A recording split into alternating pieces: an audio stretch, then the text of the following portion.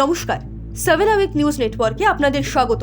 রোগী হাসপাতালে ভর্তি হয়েছিলেন শ্বাসকষ্টজনিত সমস্যা নিয়ে। আবার সেই রোগী হাসপাতালের বেডে বসে অক্সিজেন মাস্ক পরেই ধূমপান করতে গিয়ে পোড়ালেন মুখ। শুনতে অবিশ্বাস্য লাগলেও এমনই চাঞ্চল্যকর ঘটনা ঘটেছে হাবড়া রাজ্য সাধারণ হাসপাতালে। সূত্রের খবর, শ্বাসকষ্টজনিত সমস্যা নিয়ে হাবড়া হাসপাতালে ভর্তি হন হাবড়ার হাটথুবা ঘোষপাড়া এলাকার বাসিন্দা অরুণা অধিকারী। জানা গেছে, এদিন গভীর রাতে ওই গৃহবধূ অক্সিজেন মাস্ক পরেই হাসপাতালের বেডে বসে বিড়ি ধরান। তৎক্ষণাৎ দাউ দাউ করে আগুন জ্বলতে শুরু করে, আর এতেই মারাত্মকভাবে অগ্নিদগ্ধ হন অরুণা দেবী। ঠিক কি ঘটেছিল তা পাশের বেডে থাকা এক রোগীর আত্মীয় দেবাশিস দাসের কাছ থেকে শুনুন।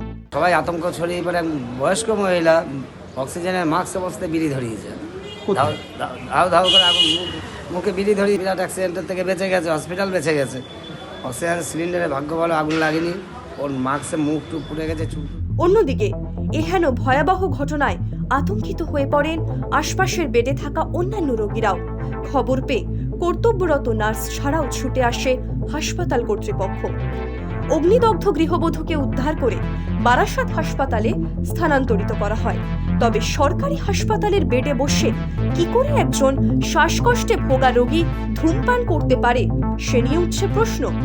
এই নিয়ে হাবড়া পৌরসভার চেয়ারম্যান তথা রোগী কল্যাণ সমিতির চেয়ারম্যান নারায়ণ সাহার সাথে যোগাযোগ করা হলে তিনি এ বিষয়ে যথাযথ ব্যবস্থা নেওয়ার আশ্বাস দিয়ে কি জানালেন, শুনবো।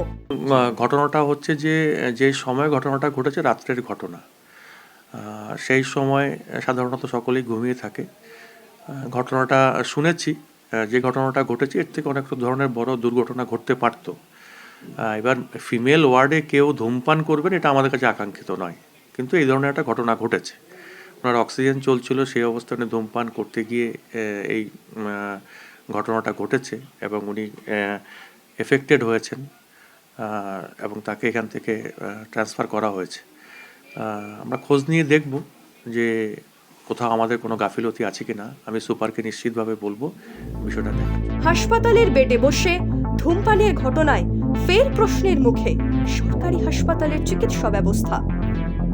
হাবড়া থেকে শান্তনু বিশ্বাসের রিপোর্ট, 7 আওয়েক নিউজ নেটওয়ার্ক। আরও বিভিন্ন খবরের আপডেট জানতে হলে 7 আওয়েক নিউজ চ্যানেলটিকে সাবস্ক্রাইব করুন, কারণ আপনাদের একটা সাবস্ক্রিপশন আমাদের কাছে অত্যন্ত মূল্যবান। জয় হিন্দ।